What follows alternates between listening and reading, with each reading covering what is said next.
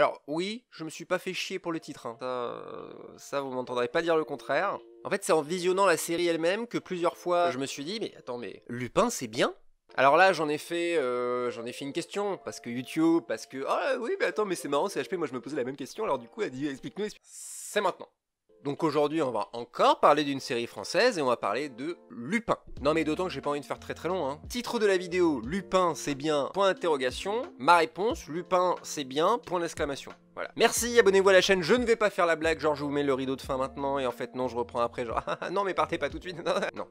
Je vais développer, ne vous inquiétez pas, je suis un chômeur. Toujours. Il y aura pas, normalement il n'y a pas de spoil. S'il y a du spoil, je préviendrai longtemps à l'avance, il n'y aura pas de surprise genre ah et lui il meurt. Lupin, série française disponible sur la plateforme Netflix, c'est réalisé par Louis Leterrier, Marcella Saïd et Hugo Gélin, et c'est scénarisé par George Kay et François Usan. Et l'histoire de Lupin ne parle pas véritablement de Arsène Lupin, ni de Rémus. Non, parce qu'il y a peut-être des potheads qui sont dans les commentaires prêts à faire plein de blagues. Ah, c'est rigolo, ça. Très drôle. J'ai frappé mon micro à cause de vous. Très très drôle, hein. C'est pas ce que je dis, mais laissez-moi faire pour les vannes. Merci. À plus tard. L'histoire de Lupin se déroule sur deux temporalités. D'abord, il y a 25 ans, un homme, Babacar Diop, est accusé d'avoir volé un collier à une riche famille parisienne, bourgeoisie, hein, grosse bourgeoisie, qui boit du champagne. Et Babacar est né un petit peu l'homme à tout faire et chauffeur de la famille Pellegrini, du coup. Et Babacar est directement accusé puisqu'on retrouve ses empreintes sur le coffre-fort. Et 25 ans plus tard, son fils Hassan Diop, incarné par Omar Sy, hein, on y vient à ce bon vieux Omar, Hassan décide de venger son père en retraçant l'histoire de ce collier et en essayant de péter la famille Pellegrini, hein, globalement. Surtout le daron Pellegrini.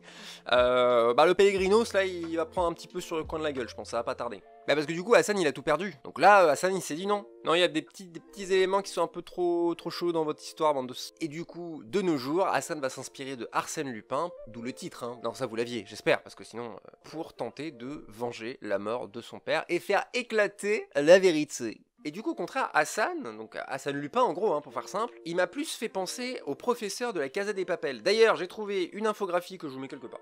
Ça, c'est la meilleure manière de résumer la série Lupin. Un peu de Casa des Papel, il y a un peu de Arsène Lupin, parce que ça reste, je pense, assez fidèle aux matériaux d'origine. Et surtout Sherlock. Disons que je pense qu'ils s'en sont inspirés dans la mesure où ils se sont posé la même question que se sont posés les créateurs de la série Sherlock, à savoir comment qu'on adapte un personnage aussi ancien en 2020. Enfin, en tout cas, à notre époque. Et bah justement, je pense que tout se joue sur ce fameux triangle de Lupin. Parce que le personnage d'origine, Arsène Lupin, qui est quelqu'un qui a un peu tout prévu à l'avance, qui se fait passer pour quelqu'un mais qui en fait est quelqu'un d'autre, qui change d'apparence, qui change d'identité, etc., etc. Donc ça, déjà, trop bonne idée d'avoir adapté ce personnage-là, parce que je pense qu'ils ont listé. Alors est-ce qu'on va faire Rouletabille, on va faire Astérix, on va faire je sais pas qui? Non, clairement, dans les grands personnages francophones, Arsène Lupin arrive pas en première position. Mais le choix d'adapter ce personnage-là est hyper intéressant, et c'est justement là le lien avec la Casa des Papel, parce que en gros Arsène Lupin, et encore une fois je ne sais pas si c'est comme ça dans les romans et les nouvelles, mais il semblerait que ce soit un personnage qui avait tout prévu à l'avance, même des plans B, même des plans C, des plans Z, vous voyez ce que je veux dire? Il avait tout prévu, et directement quand j'ai compris ça en regardant la série, ça m'a fait penser évidemment au professeur de la Casa des Papel, sur ce côté, oh là là mais comment il va bien pouvoir faire pour s'en sortir, et en fait il avait prévu qu'il serait dans la daube à ce moment là, et qui s'en sortirait. Encore une fois, on va en reparler de ce petit aspect. Et enfin, sur le côté Sherlock, franchement, c'est un sans faute, hein. Le gros point fort de cette série, c'est son histoire, son scénario. Alors, j'ai pas trop creusé. Venez, on regarde. On va creuser la prod. Alors, George Kay est britannique. Il a bossé sur Criminal, George Kay. Vous voyez Petit meurtre entre voisins, là? Tu sais, où ils adaptent des faits divers avec des acteurs moyens. Voilà, vous voyez ça? Criminal, c'est vraiment le même concept, sauf que c'est avec des bons acteurs et c'est bien réalisé. Je l'apprends après avoir vu Lupin. Killing Eve aussi, donc voilà. Une belle petite filmo, George. Et François Usan, qui es-tu François Usan? Deadland, que j'ai pas vu. Family Business, saison 1, scénariste. Ouais, on est vraiment sur une écurie Netflix, hein, on va pas se mentir. Il a écrit Le Mac, très sympa Le Mac, hein. Attention, hein. Comédie française, je l'ai vu plusieurs fois, ça me fait beaucoup rire. Alors comment je m'appelle? Je sais pas. Booba. Ma petite analyse rapidement de mec qui connaît pas grand chose, j'ai l'impression que François Ozon était plus là pour le côté presque rigolo, et George Kay, c'est quelqu'un qui a l'habitude des séries sérieuses, avec des meurtres, avec des morts, avec des personnages qui échangent les uns avec les autres, et j'ai l'impression que l'association des deux, ça donne vraiment le ton à la série. Parce qu'il y a un côté, et c'est d'ailleurs un autre point commun avec la série Sherlock, il y a le côté enquête, il y a le côté police, qui est présent sans être trop redondant, donc ça c'est très très bien. En fait, ce qui est fou, et là, premier lien avec la Révolution, c'est que la Révolution, un problème qu'il y avait, c'est qu'en gros, les personnages, c'est des gentils contre des méchants, très peu de nuances en fait entre les personnages. Alors Lupin, c'est pas grandiose, mais disons que les personnages ont du contraste. Exemple, pour ceux qui ont vu la série, l'inspecteur Dumont, Gabriel Dumont.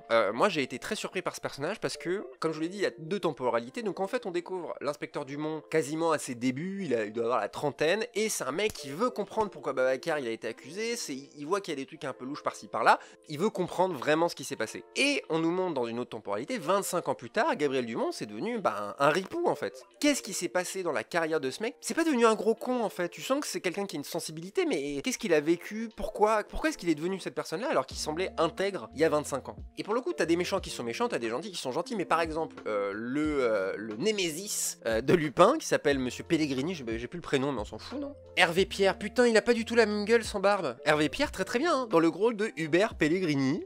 On l'embrasse.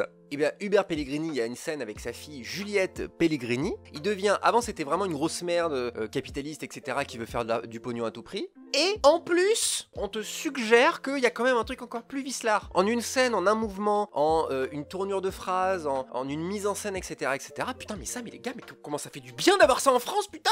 C'est tellement bien ancré dans notre réalité, c'est très réaliste, bah du coup c'est gagnant quoi. Pareil, petite parenthèse sur le thème en gros de l'immigration, qui est présent à un moment donné, puisque Hassan et son père sont clairement dit, sont des immigrés sénégalais. Disons que, en fait, c'est tellement habilement intégré à l'histoire qu'en gros, c'est évident que la série veut aborder ça et veut aborder par... Il y a plein de phrases du genre vous m'avez vu mais vous ne m'avez pas regardé. C'est très présent. C'est pas vraiment une critique, c'est plus pour expliquer aux gens de notre génération voilà comment ça se passait. Disons qu'il y a plein de moments où ça c'est abordé et c'est jamais ni donneur de leçons ni relou. C'est un bon point, je peux pas vous dire mieux. Et ça rajoute du cœur à cette histoire. Ça nous parle de sujets que nous connaissons, que peut-être nous vivons. C'est pas mon cas, mais je peux croire qu'il y a des gens qui vont s'identifier à ce personnage-là. Mais si tu ne t'identifies pas par rapport à ça, tu t'y identifieras avec d'autres moyens.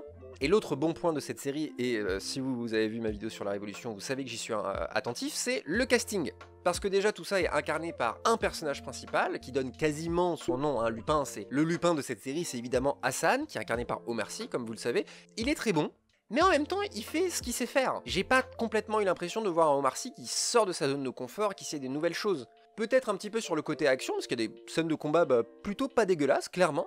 Très inspiré encore une fois de Sherlock, mais Sherlock Holmes, les films de Guy Ritchie, où vous voyez, Guy Ritchie, enfin c'était lui qui a eu l'idée, mais en tout cas c'était brillant d'associer une réflexion à la Sherlock Holmes sur un style de combat, qui est très proche du Krav Maga, ce genre de choses, où on va plus étudier ce qui peut fracasser la gueule de son adversaire en un temps record. Là on est un petit peu dans cette idée, il utilise une canne à un moment pour faire des croche-pattes, pour faire des trucs, ça c'est très très cool. Mais par contre voilà, on retrouve quand même le Omar Sy qu'on connaît, qui est mi-rigolo, mi-séducteur, mi-un peu torturé, mais c'est pas tant sur Omar Sy que je voulais insister, mais justement sur le reste. Donc Ludivine Sagnier, une actrice qui est quand même connue en France, qu'on n'a pas vu dans 1 milliard de films ces dernières années, mais on sait qui c'est, Ludivine Sagnier. Mais moi j'attire plutôt votre attention sur justement Hervé Pierre, dont je vous parlais, en Hubert Pellegrini. Franchement, moi je vois ce mec arriver, c'est un mec un peu petit, mais en fait il incarne vraiment une sorte de... C'est un peu un parrain à la française, parce qu'on peut pas lui mettre des trucs, je sais pas, de drogue, c'est pas Vito Corleone quoi, clairement, et c'est pas du tout le but en même temps. On parle de malversation, de trucs avec la politique, de trucs très graves même sur la fin de la série. Ça colle avec ce personnage, ce Hubert Pellegrini existe. On est sur une série réaliste et tous ces points semblent complètement cohérents.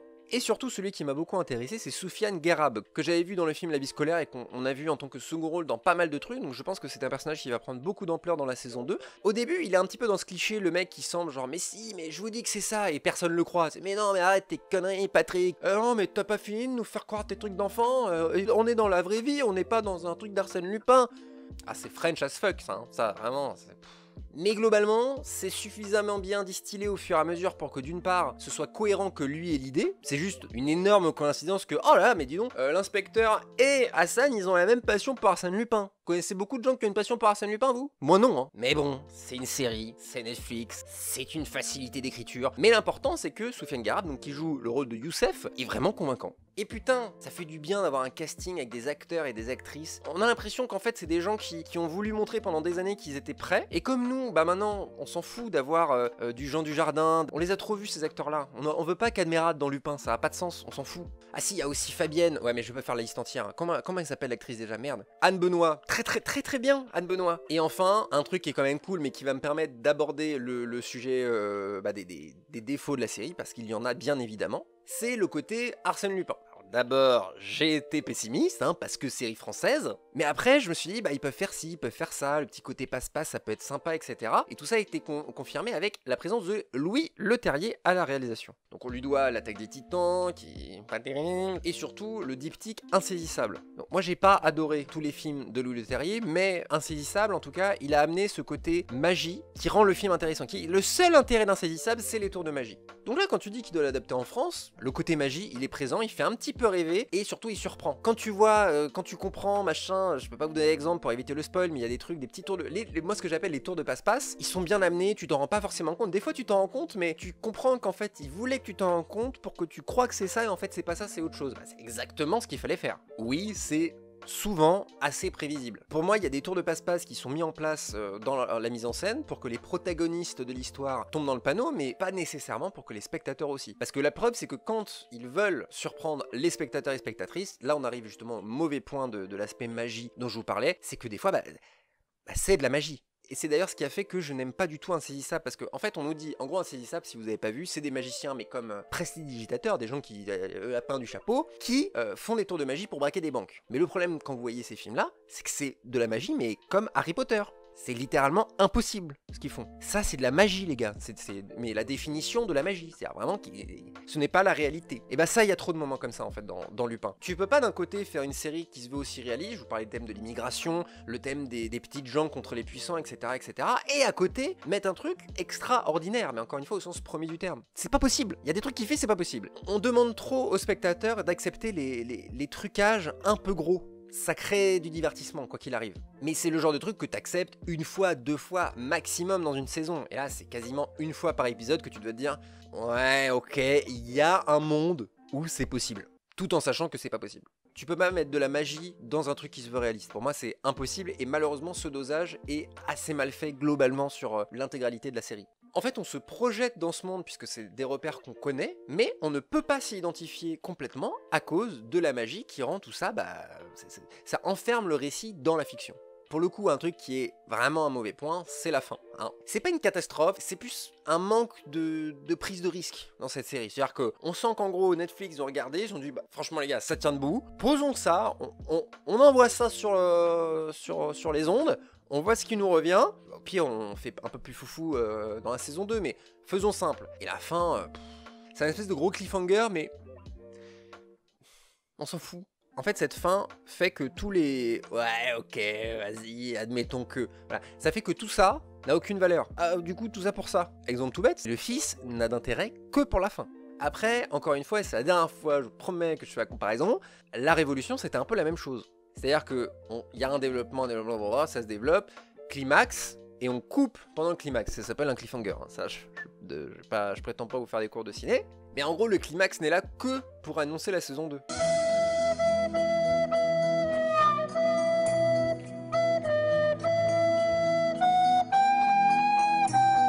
Alors, je bosse clairement pas chez Netflix, mais j'ai quand même l'impression que quand Netflix veut développer une nouvelle série, ils partent de toute façon sur 2 saisons. Je pense que 2 saisons, ça fait qu'en gros, ça coûte quand même 2 saisons, mais au pire, on coupe à la fin de la 2 saisons, on annule la série, et voilà, on n'a pas juste une saison qui flotte comme ça à travers l'espace-temps. Genre Marseille, Voilà, saison 1 qui pue du cul, saison 2 qui est regardable, ils se sont dit, oh, on va arrêter là. Ouais. Et d'ailleurs, je pourrais faire beaucoup plus long dans la comparaison entre Lupin et Marseille, mais clairement, beaucoup d'erreurs qui ont été faites dans Marseille ne sont pas du tout présentes dans Lupin, ils ont vraiment appris de leurs erreurs. Genre, le fait d'avoir des putains de têtes d'affiche, genre Depardieu, qui est pour moi le plus grand acteur français de l'histoire, il est là, on le prend, mais si Depardieu il est là pour faire du Depardieu, on veut pas de Depardieu. Voilà, Omar Sy, il a envie d'être là, tous les seconds rôles dont je vous ai parlé, ils ont tous et toutes envie d'être là, tout ça fonctionne. Je pense avoir dit le principal. Si vous avez d'autres questions à me poser, si vous n'êtes pas d'accord avec moi, n'hésitez pas à le dire dans les commentaires, et n'hésitez pas à partager et liker cette vidéo, merci beaucoup, il y en a de plus en plus qui le font, je crois qu'on a passé les 400 abonnés, vraiment merci beaucoup, et j'ai eu globalement beaucoup de gens hyper bienveillants dans les commentaires, même sur les défauts, sur la révolution par exemple, je me suis trompé dans les noms des créateurs et créatrices machin, merci pour vos retours, tout ça n'est fait que pour m'améliorer, j'espère qu'on rigole bien tous ensemble, abonnez-vous pour ne rien rater de mes prochaines vidéos, c'était CHP, je vous dis à très vite, bisous.